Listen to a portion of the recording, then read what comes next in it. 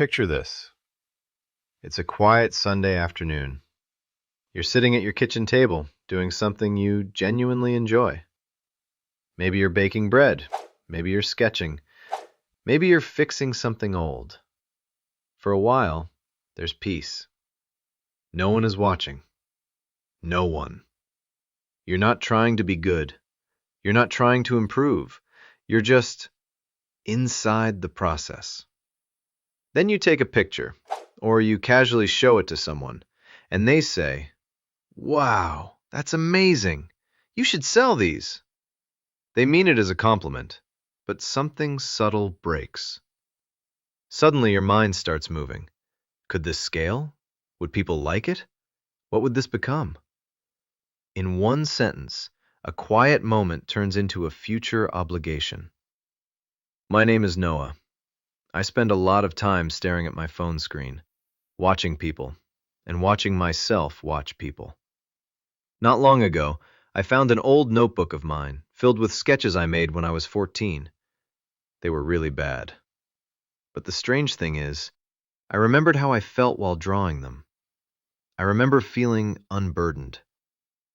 If you've been feeling heavy lately, or you've noticed that the things that once helped you escape the pressure of life have become pressure themselves, this is for you. We grew up hearing a sentence that sounds incredibly inspiring. Do what you love and you'll never work a day in your life. That sentence is a trap. Because without realizing it, we swallowed another idea.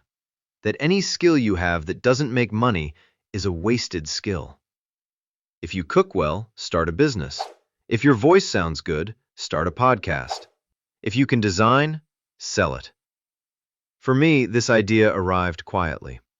I started reading books not to enjoy them, but to turn them into something useful, something extractable. The book stopped being a companion. It became raw material. One day I realized I couldn't read 10 pages without thinking about what I'd say about them later. And that's when I knew something was gone. The moment your hobby turns into work, you don't gain a career. You lose the only place where no one could reach you. We stop asking for joy or curiosity. We start asking for results. Psychology has a name for this. When something you once did for internal satisfaction becomes tied to external rewards, your motivation quietly shifts. Before, you did it because it felt right. After, you do it because consistency matters, because people expect it, because something is watching. The action looks the same, but internally, you're no longer playing. You're performing. We've misunderstood a word, amateur.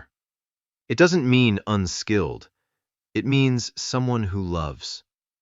An amateur does something because it feels complete on its own. Modern life doesn't trust that. It asks, why isn't this going anywhere? And slowly, we forget how to do things that are allowed to end where they began. This isn't about pretending money doesn't matter. Sometimes survival demands productivity. The problem is the pressure to be productive even when nothing is at risk. The guilt of doing something useless. The voice that says, you should post this. You should turn this into something. That voice didn't start with you. When every hobby becomes content, there are no low-stakes spaces left. Your home becomes a workspace. Your interests become obligations. You stop inhabiting joy and start managing it. And managers rarely have fun.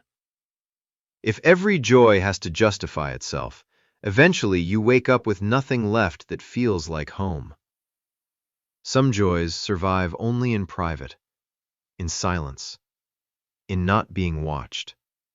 And maybe, in a world obsessed with efficiency, the most rebellious act is to spend an afternoon doing something imperfectly, for no reason at all. Lately, I've been trying to keep one thing just for myself. Something I can do badly, quietly, without sharing it, without turning it into content. If this stayed with you, maybe keep one thing just for you, too. Slow thoughts for a fast world.